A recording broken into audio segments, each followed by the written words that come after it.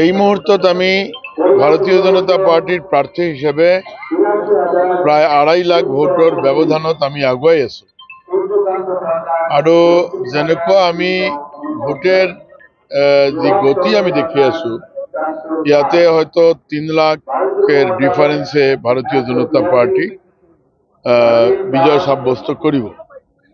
এই মুহূর্তত আমি ইয়াতে থিয় হই আমার শিলচর লোকসভার যিমান ভোটার্স আছে ভোটার রাইজ আছে তেওঁলোকৰ প্ৰতি আমাৰ শ্ৰদ্ধা জানাইছো, আমাৰ কৃতজ্ঞতা জানাইছো আৰ লগে লগে আমাৰ দলেৰ যিসকল বুথ স্তৰেৰ পৰা আৰম্ভ কৰি ৰাজ্যিক ৰাষ্ট্ৰীয় স্তৰেৰ নেতৃবৰ্গ তেওঁলোকক আমি আন্তৰিকতাৰে আমাৰ শ্ৰদ্ধা কৃতজ্ঞতা যাচিছো।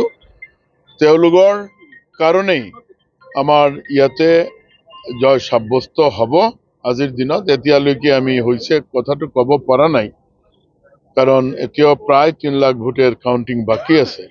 কিন্তু যেনেকুৱা ভোটেৰ একটা ট্ৰেন্ড আপোনালোকক লক্ষ্য কৰেছে, প্ৰতিটা ৰাউন্ডত আমাৰ 30, 40, 50, 60 হাজাৰকেই আমি আগুৱাই আছো। কাজেই ভাৰতীয় জনতা পাৰ্টিৰ জয় ইয়াতে নিশ্চিত হব আৰ আমি ইয়াতে থিয় হই আপোনালোকৰ জৰিয়তে আমি পরম শ্রদ্ধার শিলচর লোকসভা কেন্দ্রের রাইজক আমি শ্রদ্ধা যাচিছো, কৃতজ্ঞতা যাচিছো।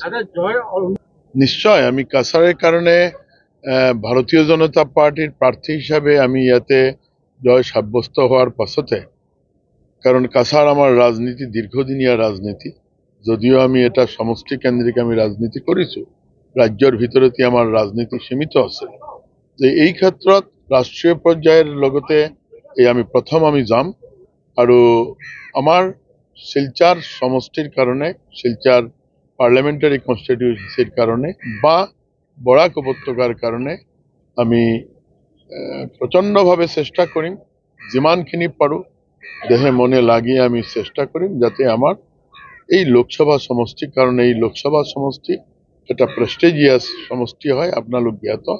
ইয়াতে উন্নয়নের বিভিন্ন কাম আজির মুহূর্ত পাইপলাইনত আছে, যদিও আমি সরকারত আছো, কথাখিনি আমার জানা আছে, যোগাযোগ ব্যবস্থার পৰা আদি করি বিভিন্ন কাম বহুতখিনি হয়েছে, বহুতখিনি হবলগীয়া আছে। আটাইতকৈ ডাঙর কথা যে আজির দিনত নিবনুৱা সমস্যা আপনালোক জ্ঞাত। এই নিবনুৱা সমস্যা খালি আমাৰ সৰকাৰেৰ ফালৰ পৰা আমি সমাধান কৰিব পাৰো এনেকুৱা কোনো সরকারের পক্ষেই সম্ভব নহয়, কিন্তু আমি হয়তোবা পিপিপি মোডত হোক বা বিভিন্ন কোম্পানি, বিভিন্ন প্রাইভেট কোম্পানির জৰিয়তে, যেনেকুৱা আমাৰ জাগিৰোডত আমাৰ সেমি কন্ডাক্টৰেৰ এটা কোম্পানি টাটাই আৰম্ভ কৰি আছে, ইয়াতে বহুত হাজাৰ হাজাৰ নিবনুৱা যুৱক ইয়াতে সংস্থাপন হব। ঠিক এনেকুৱাই কিবা কোম্পানি বা এনেকুৱা ধৰনেৰ কিছুমান কোম্পানিৰ লগতে কথা কৈ যদি আমি ইয়াতে নিবনুৱাৰ কৰ্মসংস্থান দিব পাৰো ভাল হয়। লগতে আৰু বিভিন্ন ঠাইত আমাৰ কাম বাকি আছে, গোটেইখিনি আমি কৰাৰ চেষ্টা কৰি।